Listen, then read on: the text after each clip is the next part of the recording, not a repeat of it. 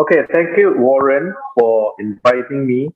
I'm very glad to have a chance to share some of my experiences with everybody here.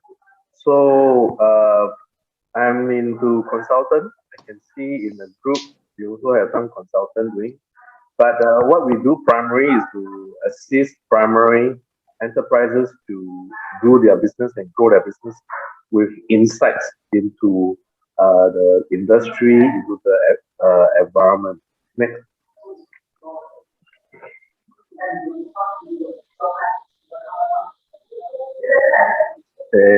doesn't work. Okay, so today I will give a little brief introduction and then share a little bit about how the Chinese do business, especially nowadays, how what their thinking is. And then I will share what actually Warren wanted me to share our experiences and some very interesting encounters. And then what we do now beyond providing services to enterprises. So a couple of house rules is because I will be sharing some clients' data and information, so it will be confidential. Secondly, um, because of confidentiality, also I'll be sharing mostly some quite old cases, so that I don't get into trouble with clients. Uh, and thirdly, because of the internet situation here in China, I'm on VPN. Sometimes I may drop off. I apologize first. And lastly, because there's so much to share, I will go through some very quickly. So we'll not have time to go in detail. So I apologize first to everybody. Next.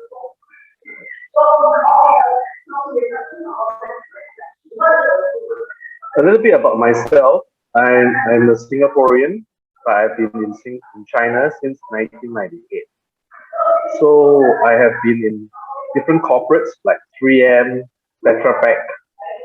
Tetra Pak is the packaging company, Swedish packaging company. That pack all the milk cartons and juice cartons. And then my regional experience has been in Southeast Asia, China, and US. I've also been in investment as a portfolio management, means post investment management, and also I have been an entrepreneur, starting consultancy here in China. And now I'm also doing training and coaching with Coach House Academy. I've also been involved in NGO dealing with US and China political relationship. So I have more than 30 years of experience, primary in business. Okay, next.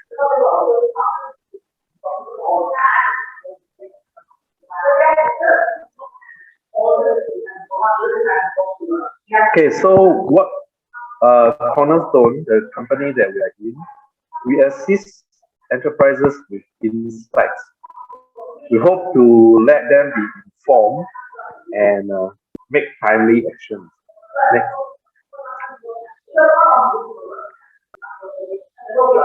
So what we do is we help them with operation efficiency by helping them to benchmark, do competitive benchmarking. We help them with investment, market entry, M&A. We also help them with next.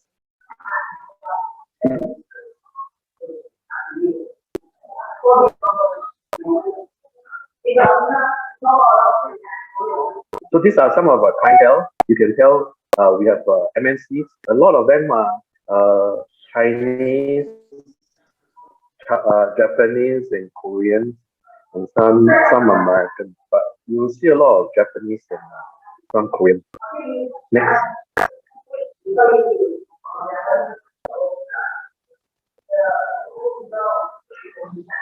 Next.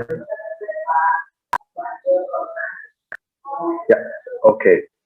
So, what are resources that we have to help our clients gain insight? Next. So as a Singaporean, we probably are able to access all this. That's why we work with a partner, a Chinese partner. Before we form up the joint venture with him, he has really been doing this for more than 40 years. So he is the primary access to all this data, manufacturing data, trade data, production output data, import data, automobile data. So we usually use different database. These are all from the government. So that's why they don't allow foreigners like me to access it. So what we do is we collaborate with local who have access to all this. So we cross-check using all this data to cross-check, besides doing the interview, meeting with the association, the trade association, and the industry players. Next.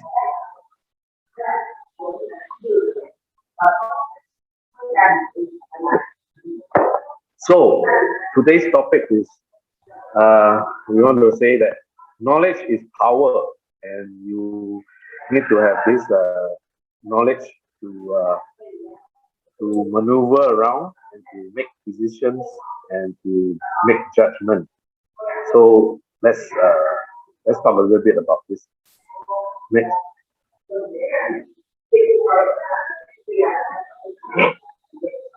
So a bit too fast, this. Do you really?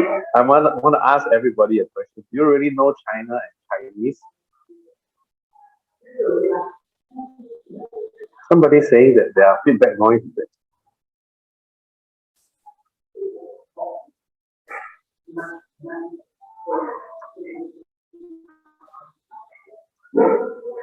Can you hear me? Can hear. There are just some background noise, but I think it's still acceptable. So Winston, just go ahead, will do. Okay. So if you think you know Chinese and China, think again. Like on the internet, you use XSWL. It means 笑死我了. Okay. Next. And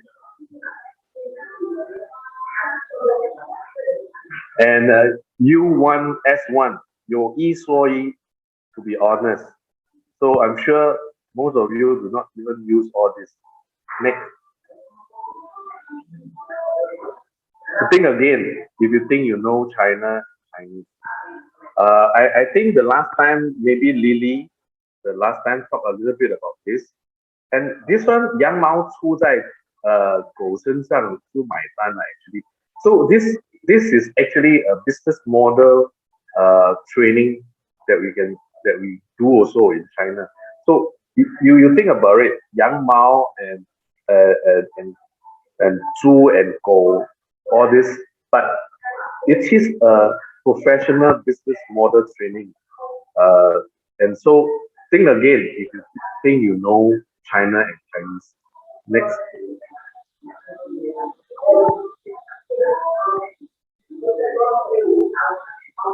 So something that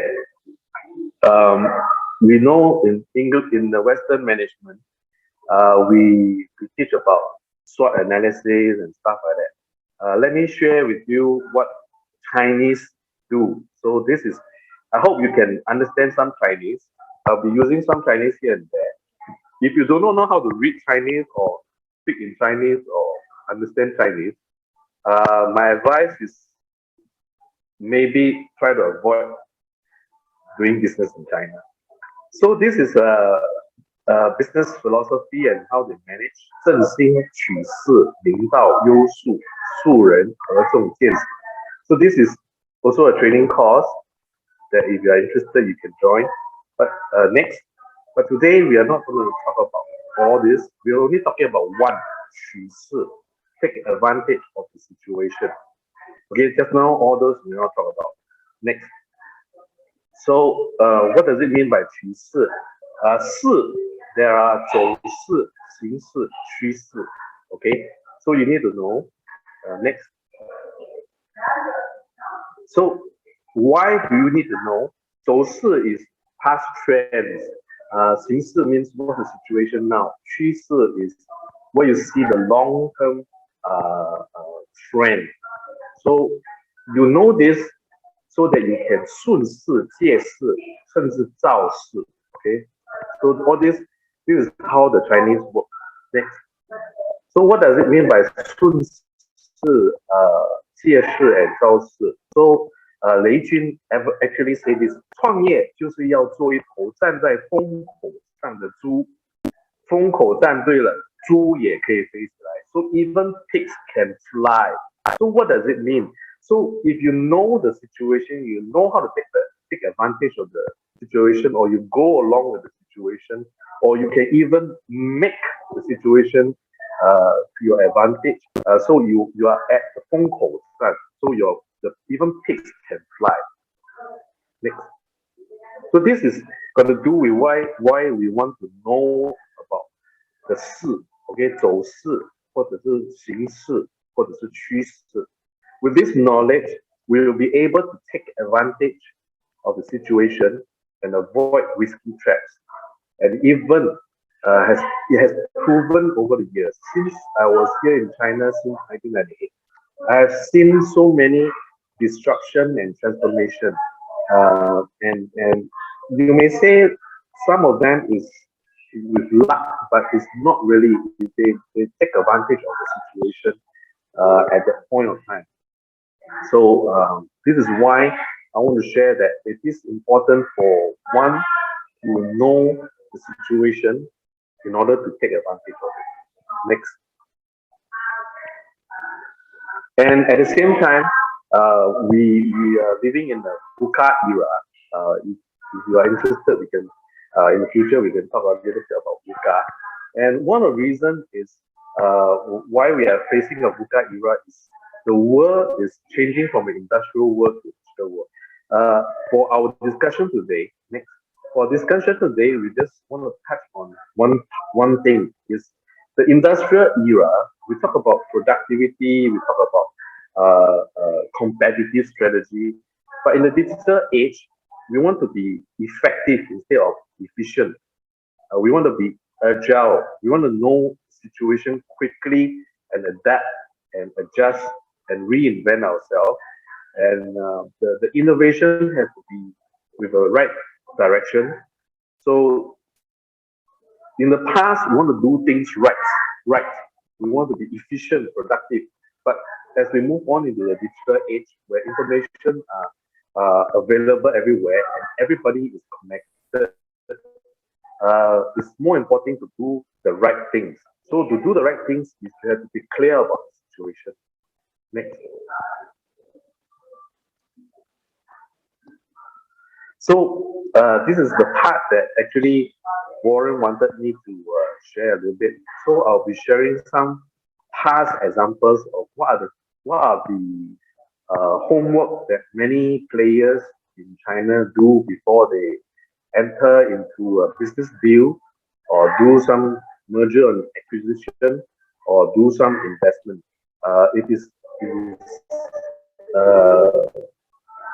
very critical to do that. You don't do it blindly or with a pure gut feel. Gut feel is still very important, but it's not pure gut feel. You have to be accumulating enough information to help you with your gut